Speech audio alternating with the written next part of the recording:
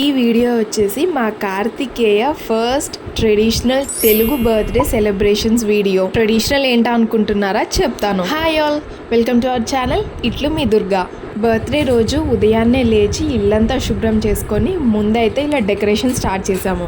ఈ డెకరేషన్ ఎందుకంటే ఫొటోస్ అవి ఏమైనా దిగడానికి కొంచెం బ్యాక్గ్రౌండ్ బాగుంటుందని ఇలా కొంచెం సెట్ చేసుకున్నాం లైట్గా. పెద్ద హడావిడి ఏం లేకుండా ఇంట్లో ఉన్న వాటితోటే ఇలా సింపుల్గా అరేంజ్ చేసేసుకున్నాం. మా వారు అక్కడంతా డెకరేషన్ చేస్తుంటే ఈలోపు నేను ఫ్రెష్ అయిపోయి ముందైతే దేవుడికి పూజ చేసుకున్నాను. సో ట్రెడిషనల్ బర్త్డే అంటే ఏం లేదండి, మనం నార్మల్గా బర్త్డేస్ ఎప్పుడు ఇంగ్లీష్ క్యాలెండర్ డేట్ ప్రకారం చేసుకుంటాం. తెలుగు బర్త్డే అంటే తిథుల ప్రకారం చేసుకోవడం. సో ఇప్పుడున్న జనరేషన్ అందరం చాలా వరకు పాతకాలం పద్ధతులన్నిటినీ అలవాటు చేసుకొని మర్చిపోయిన వాటిని కూడా గుర్తు చేసుకొని చేసుకుంటున్నాం. సో అలాగా ఈ బర్త్డే కూడా ఎందుకు అలా చేసుకోకూడదని చెప్పి కొత్తగా ఇలా ట్రై చేసాం. తెలుగు బర్త్డే మన నార్మల్ బర్త్డే డేట్ కంటే ఒక 10-15 డేస్ ముందుగా వస్తుంది. ఇప్పుడు బర్త్డే అంటే కేక్, క్యాండిల్స్, బెలూన్స్ మ్యాండేటరీ లాగా అయిపోయాయి. దీపాలు ఆర్పడం, కేకులు కొయ్యడం ఇదంతా మన కల్చర్ కాదు, మన ట్రెడిషన్ కాదు. అందుకని ఎలాగో తెలుగు పుట్టినరోజు చేసుకుంటున్నాం కాబట్టి మొత్తం పద్ధతిగానే చేసుకోవాలి, ట్రెడిషనల్గా చేసుకోవాలని చెప్పి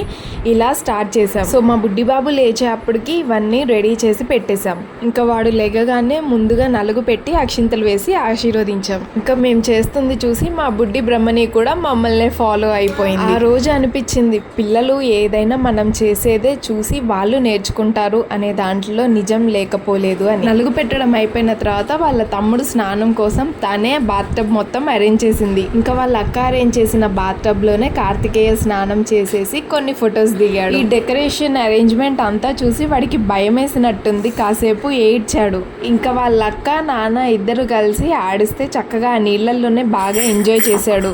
ఇంకా చక్కగా ఫ్రెష్ అయిపోయి కొత్త బట్టలు వేసుకొని వాళ్ళ నాన్న దగ్గర ఆశీర్వాదం తీసుకున్నాడు.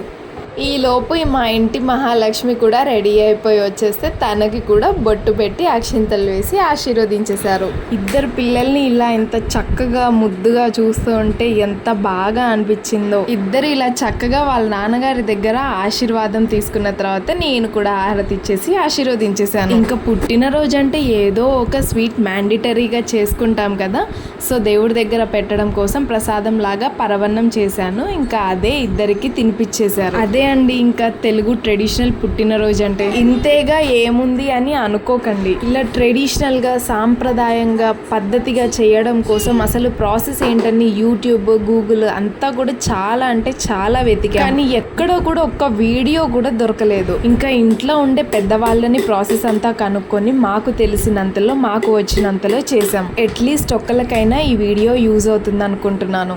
ఇంకో మంచి వీడియోతో మళ్ళీ కలుద్దాం.